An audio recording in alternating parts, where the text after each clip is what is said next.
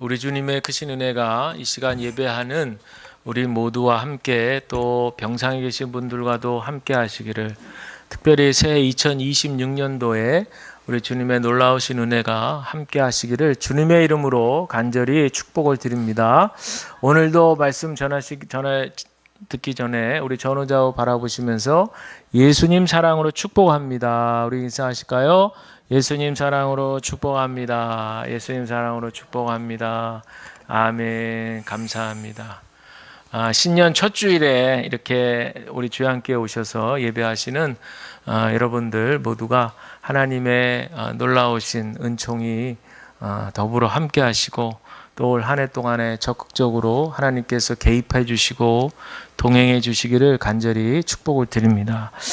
한 해를 지나고 또 새해를 맞이하는 마음이 상당히 기대감이 있을 수도 있고 또 소망이 있기도 하지만, 여전히 우리가 살고 있는 이 시대는 불안이 끊이질 않는 그런 시대인 것 같습니다.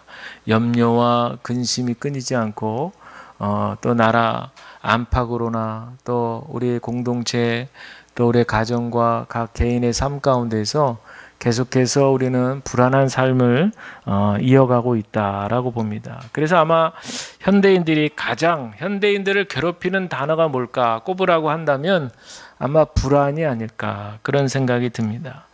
요즘에 또 하도 인공지능 AI 시대 아니겠어요? 그러다 보니 사람이 하던 일을 좀씩 이제 기계가, 인공지능이 점점 잠식해 가다 보니까 사람들이 점점 일자리를 잃어가고 또 서야 될 자리를 찾지 못하고 그러면서 점점 더욱더 불안해져 가는 것 같습니다. 이 AI 인공지능이 저도 사용해 보고 있지만 참 편리하고 정말 이렇게까지 그럴 정도로 놀라기도 하고 그런 부분이 많이 있습니다. 이것에 한계가 분명히 있다는 것이죠. 그것은 바로 눈에 보이지 않지만 우리가 인격 대 인격이 흘러가는 이 연대감, 또 인격적인 교류, 교제, 또 작은 공동체건 큰 공동체건 간에 이렇게 서로 사랑의 끈으로 묶여 있는 이 공동체, 이런 것들은 AI 인공지능이 도저히 따라갈 수 없는 것이죠. 그래서 우리 신앙 공동체가 이렇게 점점 더 각박해져가는 세상 가운데서도 우리가 굳건히 서 갈 수 있는 것은 바로 우리 예수님과 연결되어 있을 때, 우리 예수님의 사랑과 깊이 친밀하게 연결되어 있을 때에는 우리의 신앙 공동체가, 우리의 삶이, 우리의 가정이 더욱더 믿음의 반석 위에 세워지게 될 줄로 믿습니다. 요즘에 많은 분들이 병원을 찾습니다. 근데 여러 가지 큰 병들도 있지만 요즘에는 병명들이 너무 다양해진 거예요.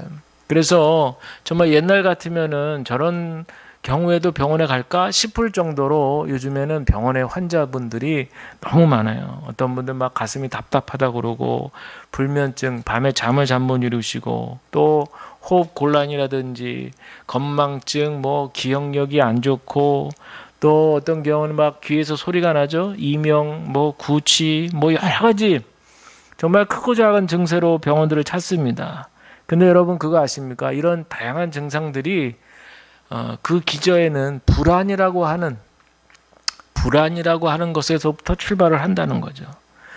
이런 것이 밖으로 표출이 되면 감정적으로는 또 분노하게 되고 또 짜증이 섞이게 되고, 또 반대로 외롭고 우울한 증세가 또 심화되기도 한답니다.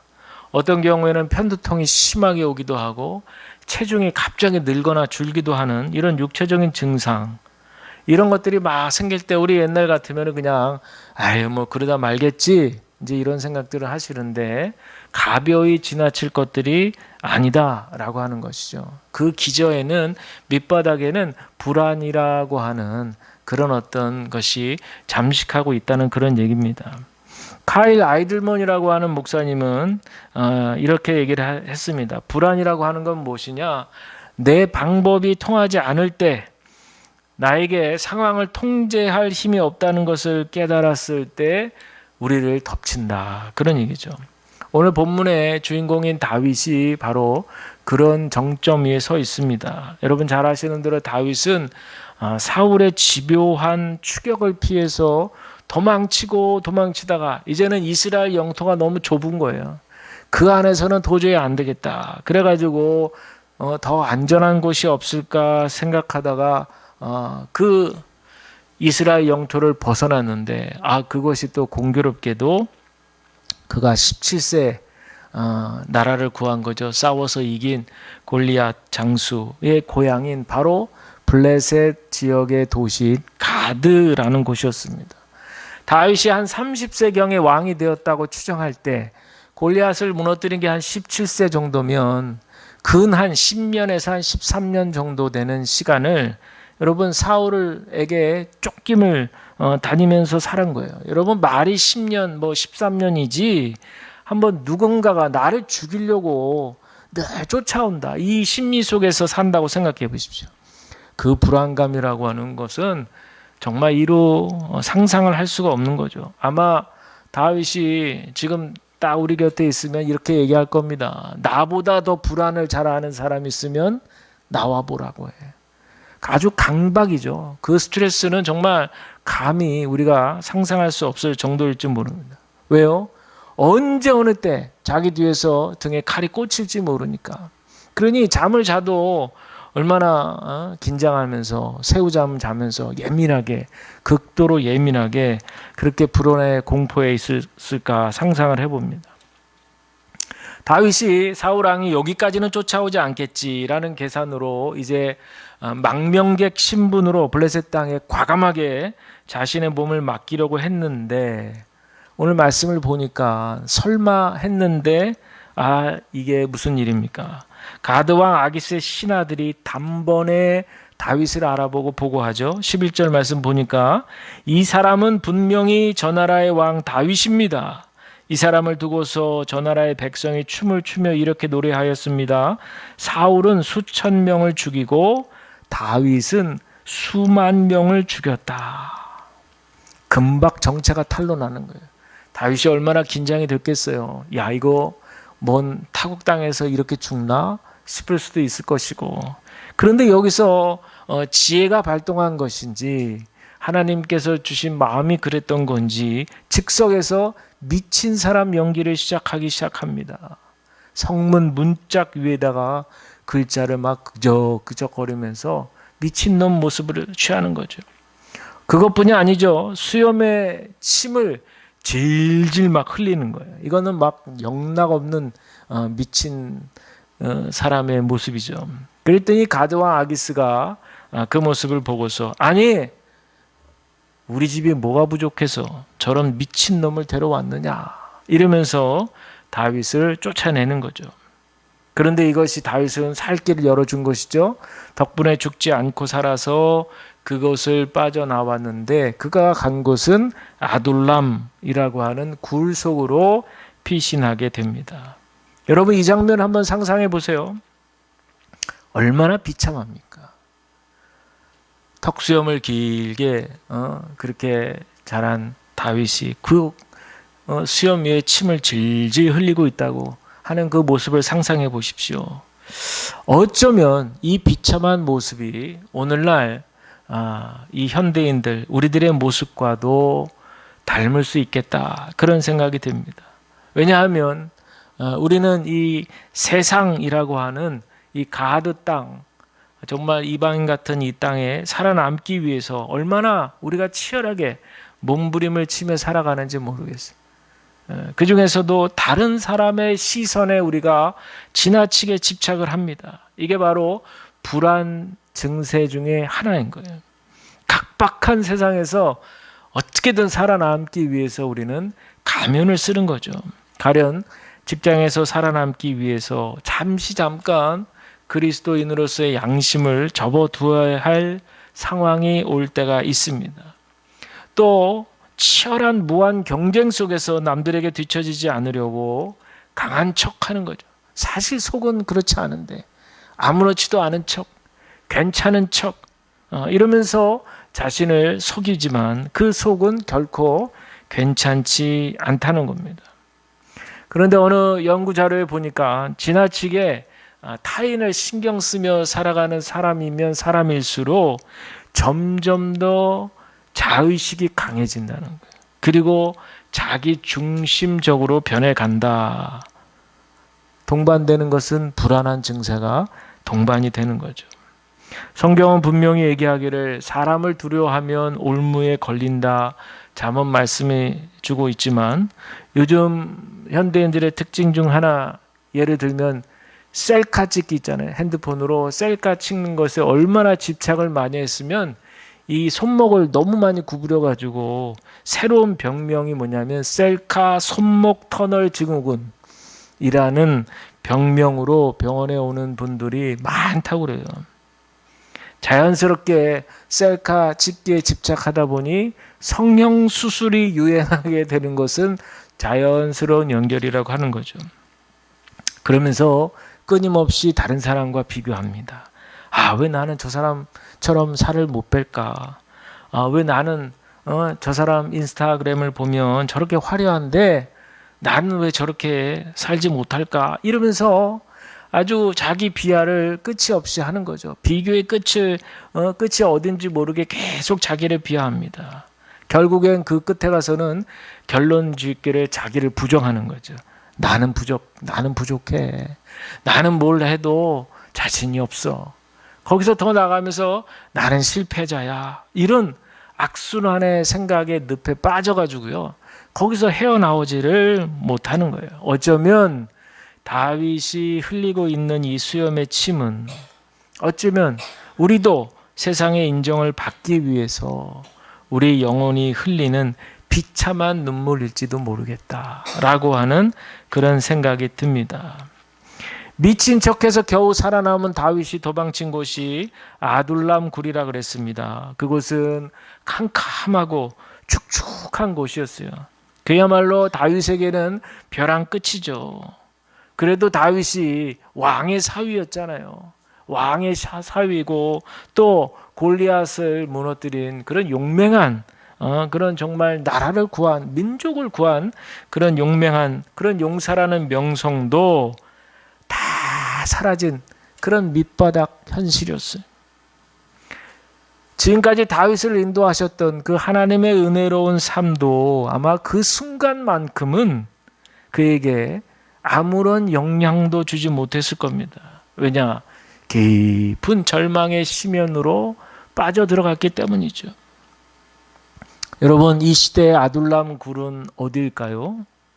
우리 현대인들이 겪는 끝간데 없는 절망들, 경제적인 결핍의 문제, 또 점점 이제는 일터에서 사람을 쓸 때 경력이 있지 않으면 쓰임 받을 수가 없어요. 경력 단절의 문제. 또 여러 가지 사람들과의 관계 속에서 오는 상처와 실패의 문제들, 이런 것들이 우리를 사회적 아둘람 굴로 몰아넣고 있습니다. 그럴 때마다 드는 생각은 나만 뒤처지는 것 같아. 그리고 나만 이런 고통을 겪는 것 같다라고 하는 이 극한 외로움과 불안감과 고립감이죠. 언제까지 이 어두운 터널은 계속될 것인가. 막연한 불안감이 우리를 아주 강하게 짓누르게 됩니다.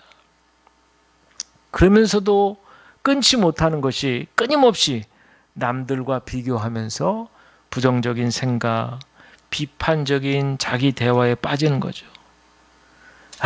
난 너무나 부족하다. 나는 결코 이것을 이룰 수 없을 거야. 나는 성공할 능력이 없다. 나는 이것을 해낼 의욕이 없어. 나는 경험도 부족해. 온갖 이유를 다 붙이면서 자기 자신을 부인하고 부정하는 것이죠. 그런데 여러분, 더 중요한 건 뭔지 아세요? 이런 생각들이요, 그냥 파편적으로 이렇게 들었다 빠졌다 하질 않는다는 거예요. 이런 여러 가지 비판적 생각들이 서로 힘을 합쳐가지고 강력한 힘으로 더욱더 내 자신을 괴롭힐 뿐만 아니라 모든 삶의 지배를 한다는 거예요. 결국엔 우리를 파멸시키는 거죠. 처음엔 그냥 작은 자극이었어요. 그냥 남 이 올린 SNS에서 남이 올린 거 그냥 보는 정도, 거기서 살짝 자극받은 정도였는데 나중에 이게 점점 커지는 겁니다. 그래서 뭐 직장에서 뭐 보고서를 올리는 문제에서부터 여러 가지 중요한 순간순간에도 우리의 자존감에 흠집을 내게 됩니다. 그럴 때마다 불안한 감정이 막 극도로 올라가는 거죠. 나는 못해. 나는 할 수 없어. 나는 부족해. 그러면 점점 사람들과의 관계도 힘들어지면서 이것이 그냥 그러고 마는 것이 아니라 이게 이제 감정적 반응으로 올라가는 거예요. 수치심, 열등감이 막 촉발이 되고요. 그리고 그러다 보니까 때로는 막 분노가 일어날 때도 있고, 어쩔 땐 반대로 확 소극적이게 되고 외로워지고 막 숨고 싶고, 그러다 보니까 사람들과 거리감을 두고 싶고, 또 어쩔 땐 막 화를 내기도 하고 말이죠. 이런 막 극과 극의 감정들이 오고 가면서 결국에는 확정적인 행동으로 가는 것이 뭐냐면, 뭐 가령 예를 들면 아예 도전을 안 한다든지. 왜? 나는 해봐야 소용없어. 뭔가 이렇게 새로운 길을 찾아갈 때도 전혀 그 길을 하려고 선택하려고 하지 않는다든지, 이런 일들이, 이런 악순환들이 반복적으로 그렇게 계속된다는 거예요. 그러면서 계속해서 자기 자신에게 던지는 말은 해도 안 될 텐데, 이런 질문. 넌 해도 안 될 텐데. 이 질문을 계속 던지는 거예요. 여러분, 아둘람 굴에 오늘 성경에 보니까 400명이 모였다고 그랬어요. 잘난 사람들이 모인 게 아닙니다. 여기 모인 사람들, 사회 부적응자들, 실패한 사람들, 아주 그냥 사람들로부터 너희들은 쓰레기들이야, 이렇게 낙인 찍힌 사람들, 압제받은 사람들, 빚에 시달린 사람들, 원통하고 억울한 일 당한 사람들, 이런 사람들이 아둘람 굴에 모여서 다윗을 바라봤어요. 그리고 다윗을 따랐습니다. 그런데 재밌는 건요, 다윗이 그래도 한때는 영웅이었잖아요. 그런데 이 아둘람 굴의 위치에 선 다윗이어서 그랬는지 몰라도 그 사람들을 무시하지 않았어요. 그리고는 함께 동거동락하면서 함께 생활하면서 그들을 훈련을 시키기 시작했는데, 훗날 이들이 바로 다윗 왕국의 건국 공신이 되는 거예요. 다윗을 따르는 다윗의 용사들이 되는 겁니다. 가장 밑바닥에 정말 아무도 봐주지 않던 그 사람들, 버려졌던 그 사람들이 다듬어지고 좋은 리더를 만나니까 그 사람들이 바뀌었는데, 다윗은 그 아둘람 굴에서 진정한 리더십을 또 배우게 된 거죠.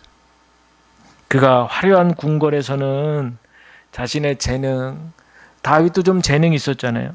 자신의 재능이나 사람들이 잘한다 해주니까 그런 평판들, 그러면서 속으로 얼마나 우쭐했겠어요. 그래, 물론 하나님이 도와주시지만 나도 좀 잘하는 게 있잖아, 이러면서 아마 그런 생각도 조금은 있지 않았지 않겠어요? 그런데 이 아둘람 굴은 캄캄하고 축축한 곳. 거기서는 다윗이 뭘 잘했어도, 과거에 어떤 화려한 이력이 있어도 아둘람 굴에서는 그런 거 다 필요 없어요. 그저 오직 하나님 한 분만이 다윗에게는 반석이요 요새가 됨을 고백하게 되는 거예요. 그래서 이곳에 있을 때 쓴 시편들을 내용을 보면 주로 주의 날개 그늘 아래, 또 나의 피난처, 이런 고백이 유독 많이 나오는 거예요. 미친 척했던 그 다윗, 그런 살아남기 위해서 했던 그 수단적 행동들이 아니라 이 굴에서는 진정한 믿음을 배우는 그런 과정이 되었다는 거죠. 결국에 아둘람이라고 하는 말의 뜻이 피난처거든요. 다윗은 그곳에서 자신을 낮추어서 진정으로 사람을 섬기며 사람을 얻는 진정한 왕이 될 준비를 그곳에서 마치게 되었다라는 겁니다. 저는 이 대목을 가만히 생각해 보니까 굉장히 감동이 밀려와요.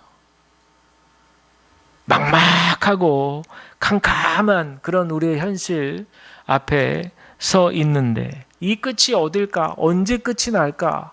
우리는 괴로워하고 답답할 때가 많이 있는데 이 다윗의 인생을 한번 가만히 곱씹어 보면 왜 그런지는 모르지만 하나님께서 이런 상황에 우리를 믿음 안에 거하게 하셨을 때는 분명히 하나님의 계획이 있지 않았을까?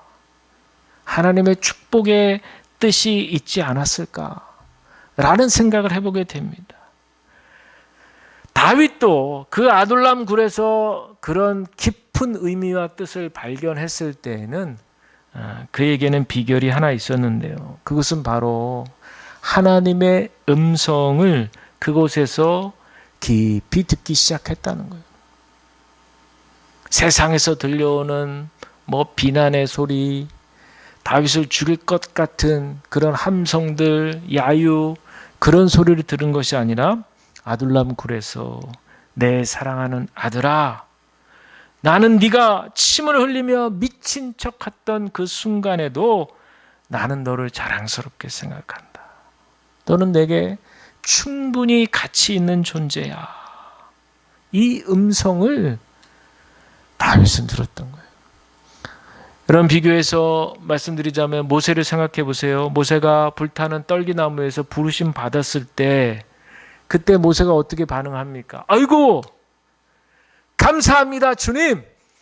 준비되어 있습니다. 예, 가시죠. 이랬지 않았어요.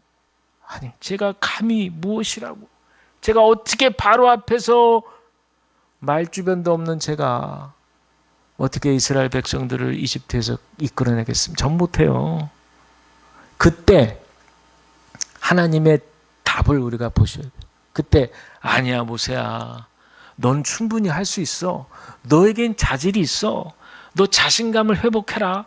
이렇게 말씀하시지 않았어요. 그 대신에 하나님은 모세에게 뭐라고 그러셨어요? 내가 너와 함께 있겠다. 그 말씀하셨어요. 내가 너와 함께 있겠다. 그리고 막 모세가 저 말주변도 좋지 않고 말도 잘 못해요 막 이런 얘기 하니까 딱 하나님께서 뭐라고 얘기하십니까? 누가 사람의 입을 지었냐? 이건 무슨 대화예요? 생각의 틀을 바꾸게 하시는 거예요. 생각의 틀을. 온 우주를 창조하시고 역사 속에 주관하시고 섭리하시는 하나님께서 지금도 모세 너의 삶에 함께하고 계시다는 것을 분명히 인식시켜 주시는 거예요. 생각의 틀을 바꾸는 겁니다.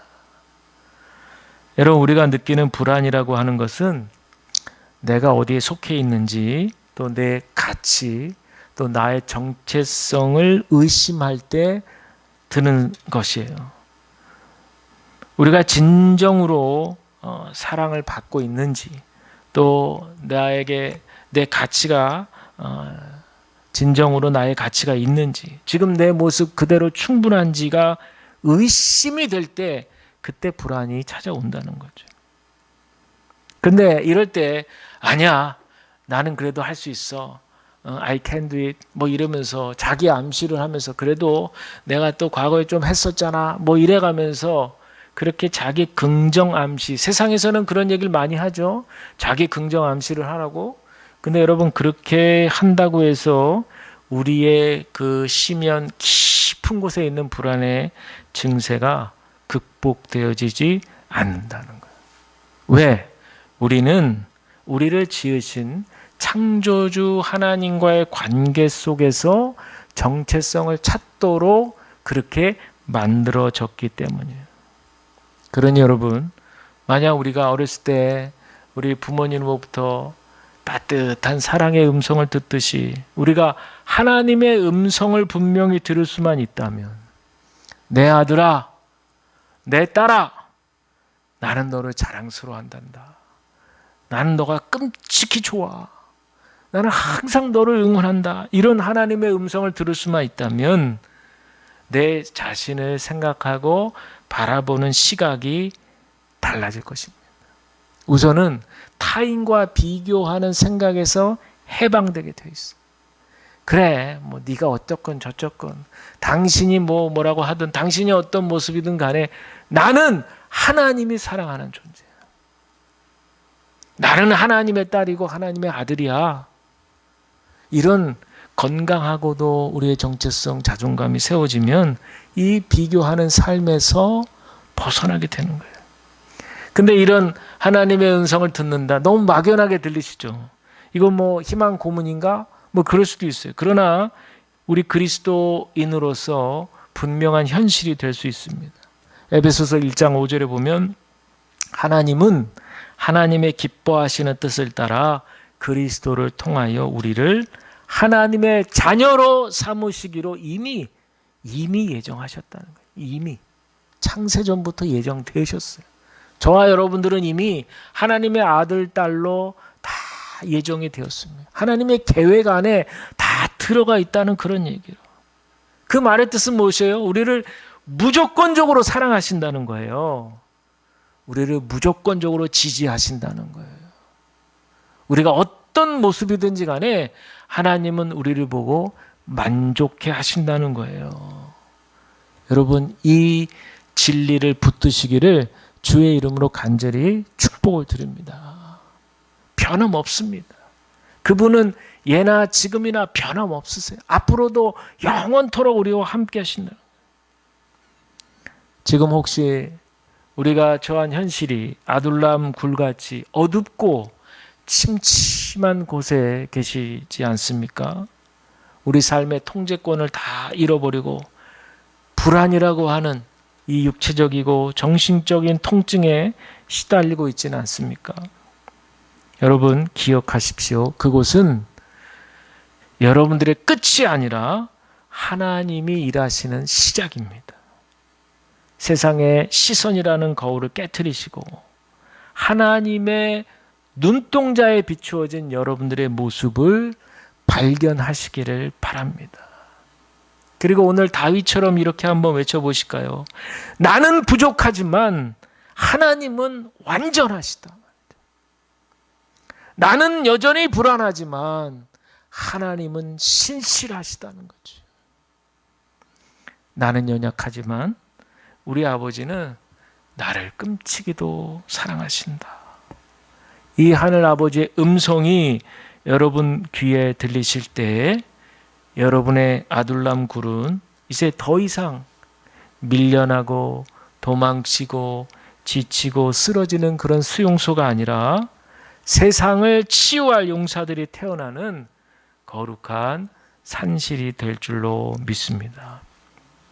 오늘 특별히 새해 첫 주일에 하나님의 부르심 받은 청지기의 사명을 감당하는 우리 장로님, 또 우리 권사님, 또 우리 집사님, 우리 모두가 이 험한 세상에서 우리 올해도 계속해서 공격을 받을 거예요. 계속해서 불안함을 느낄 수 있습니다. 그러나 그 너머에 우리를 무조건적으로 용납하시는 우리 아버지의 품으로 연결되셔서 참 평안을 누리시는 한 해가 되시기를 주님의 이름으로 간절히 축복을 드립니다.